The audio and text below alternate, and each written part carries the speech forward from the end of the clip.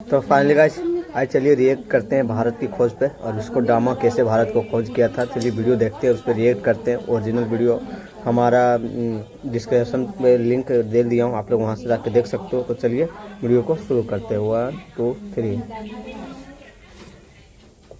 17 मई साल 1498 ईस्वी को वर्तमान केरल राज्य के कालीकट तट पर समुद्र के रास्ते कुछ नाविकों ने कदम रखा, जिसके बाद मानो हमारे देश भारत की तकदीर ही बदल गई और इसकी कहानी कुछ अलग ढंग से ही लिखी जाने लगी। दोस्तों, ये वो दिन था जब यूरोपियन समुद्री नाविक एवं खोजकर्ता वास्को डी गामा ने भारत की खोज की थी। अब बहुत से लोग सोच रहे होंगे कि भारत का इतिहास तो हजारों साल पुराना है।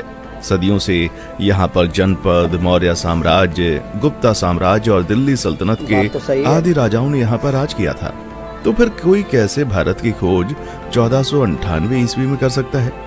तो दोस्तों, आपको बता दें, भारत में सदियों से जितने भी आक्रमणकारी जैसे सिकंदर, मंगोल आदि आते थे, तो वह हमेशा भारत को पश्चिमी एशिया से जोड़ने वाले मशहूर रास्ते खैबर दर्रा से होकर आते थे। लेकिन 17 मई 1498 को वास्को डी गामा ने समुद्र के रास्ते यूरोप से भारत के केरल राज्य के कालीकट तक पहुंचकर एक समुद्री रास्ता ढूंढ निकाला था, जिसे ही वास्तव में भारत की खोज माना जाता है। दोस्तों, आपको बता दें, उस समय भारत अपने कृषि उत्पादों के लिए बहुत ही ज्यादा मशहूर हुआ करता था। विशेषकर मसालों जैसे कि काली मिर्च, इलायची, दालचीनी आदि के लिए बहुत प्रसिद्ध था, जिस कारण उस समय भारत के साथ व्यापार करने के लिए यूरोप तथा अरब के देशों के बीच होड़ लगी रहती थी। लेकिन उस वक्त एशिया के प्रमुख देशों जैसे भारत, चीन, म्यांमार आदि के साथ व्यापार केवल स्थलीय मार्ग से ही होता था, जिसे सिर्फ मुस्लिम शासक एवं व्यापारी ही इस्तेमाल किया करते थे और मुस्लिम शासक उस मार्ग से यूरोपियों को व्यापार नहीं करने देते थे। लेकिन जब यूरोपीय लोग भारत में आने के बारे में और यहाँ की दौलत के बारे में सुनते थे, तो वे भारत पहुँचने के लिए और भी उत्सुक हो जाते थे। इसलिए व्यापार मार्ग की समस्या को खत्म करने के लिए कई यूरोपीय देशों ने यूरोप और भारत के मध्य एक समुद्री मार्ग खोजने का प्रयत्न शुरू कर दिया। मगर कई सालों के प्रयासों के बाद भी कोई सफल नहीं हो सका, क्योंकि उस समय यूरोप में समुद्र को लेकर तरह तरह की अफवाहें उड़ती रहती थी।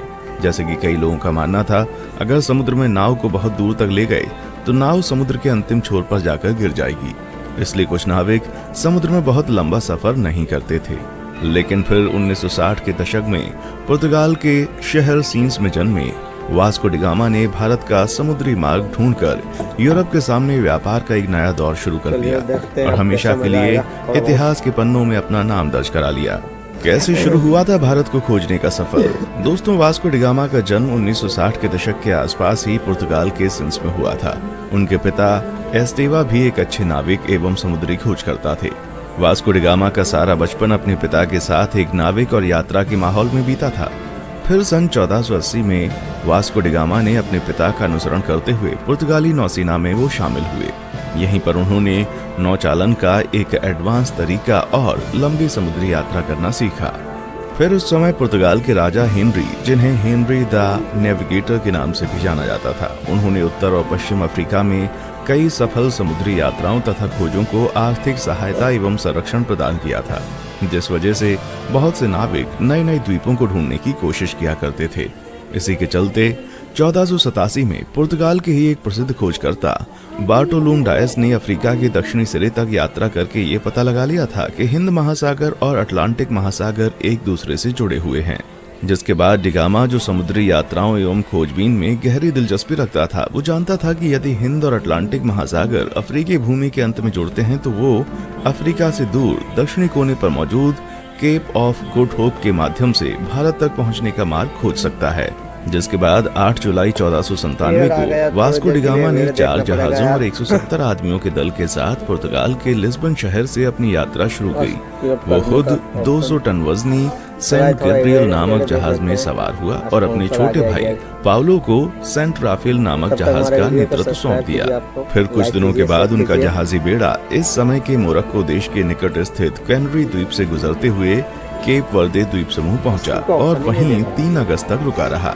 आपको बता दें, वे लोग जहाज पर अपने साथ पत्थरों के स्तंभ लेकर आया करते थे, जिसे वे लोग अपने मार्ग को चिन्हित करने के लिए विभिन्न महत्वपूर्ण पड़ावों पर स्थापित कर दिया करते थे, जिससे कि उन्हें वापसी का रास्ता मालूम हो सके। वास्को डी गामा ने गिनी की खाड़ी की तेज समुद्री धाराओं से बचने के लिए अटलांटिक महासागर में एक लंबा चक्का लगाया और फिर केप ऑफ गुड होप के दौरे के लिए पूर्व की ओर एक मोड़ ले लिया। ये भारत की खोज में उनकी पहली प्रमुख सफलता थी। फिर 7 नवंबर को उनका बेड़ा आज के दक्षिण अफ्रीका में स्थित सेंट हेलेना बे में पहुंचा। उस समय सेंट हेलेना बे का मौसम बहुत खराब था। वहां बहुत तेज हवा और समुद्री लहरें चल रही थी, जिस वजह से वास्को डी गामा का दल अगले 22 नवंबर तक आगे नहीं बढ़ सकता था। लेकिन फिर भी कुछ दिनों बाद मौसम अच्छा होने पर उन्होंने यात्रा करना शुरू कर दिया और वे केप ऑफ गुड होप पहुंच गए, जहां पहुंचकर उन्होंने इस जगह का अच्छे से दौरा किया। दोस्तों, आपको बता दें, जब Vasco da Gama Cape of Good Hope नामक स्थान पर पहुंचे तो तभी उन्होंने महसूस किया कि उसका भारत तक मार्ग खोजने का सपना हकीकत में तब्दील हो सकता है। और फिर मार्ग को चिन्हित करने के लिए पहले की भांति वहां एक पत्थर का स्तंभ स्थापित किया और फिर आगे की यात्रा की तैयारी करने लगे। केप ऑफ गुड होप के आगे की यात्रा उन्होंने 8 दिसंबर को शुरू की थी और क्रिसमस आने तक वे दक्षिण अफ्रीका के नटाल तट पर पहुंच गए। अलग अलग नदियों को भीतर और बाहर से पार करते हुए डी गामा का बेड़ा धीरे धीरे मोजाम्बिक की ओर पहुंचना शुरू हुआ।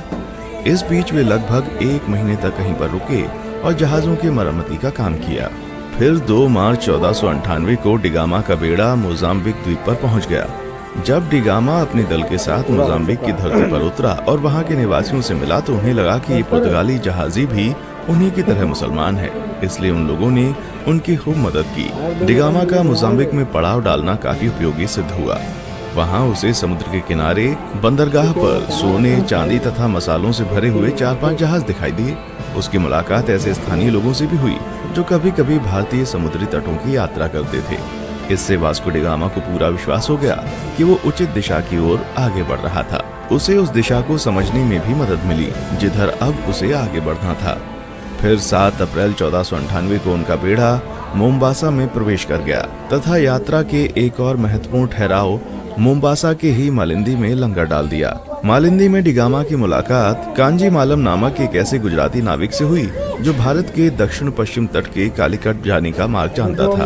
उस गुजराती नाविक के महत्व को देखते हुए डी गामा ने उसे भी मार्गदर्शक के रूप में अपने बेड़े में ले लिया और फिर अगले 20 दिन तक लगातार हिंद महासागर में चलने के बाद डी गामा को धीरे धीरे भारत के घाट और पहाड़ दिखने लगे। फिर 17 मई 1498 को वो भारत के दक्षिण पश्चिम में स्थित कालीकट के बंदरगाह पर जा पहुंचा।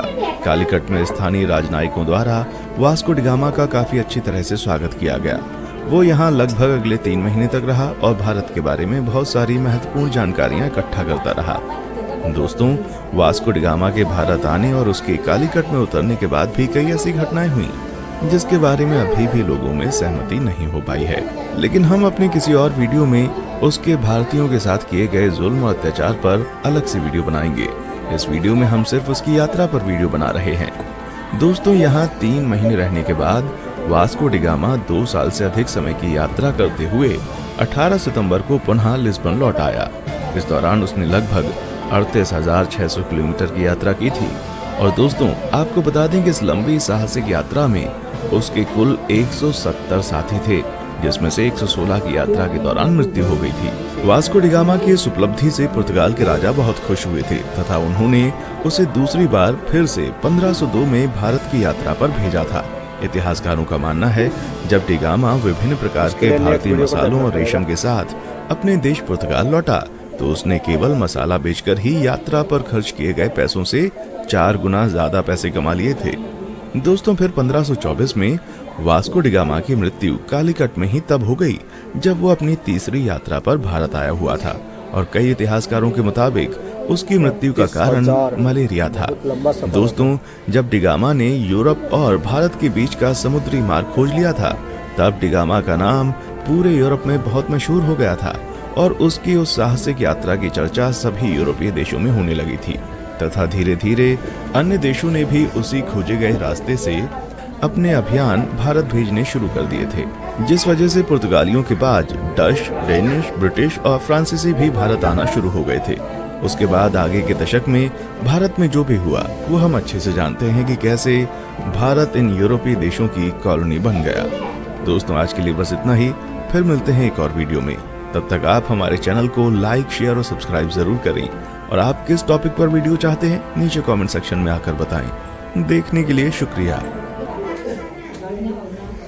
तो गाइज आप लोग को ये वीडियो कैसी लगी जरूर बताना, मुझे तो बहुत अच्छी लगी। अगर अच्छे लगे तो लाइक और सब्सक्राइब करें। फिर मिलते हैं कोई और रिएक्शन वीडियो के साथ, तब तक के लिए बाय, खुश रहिए, अपना ध्यान रखिए।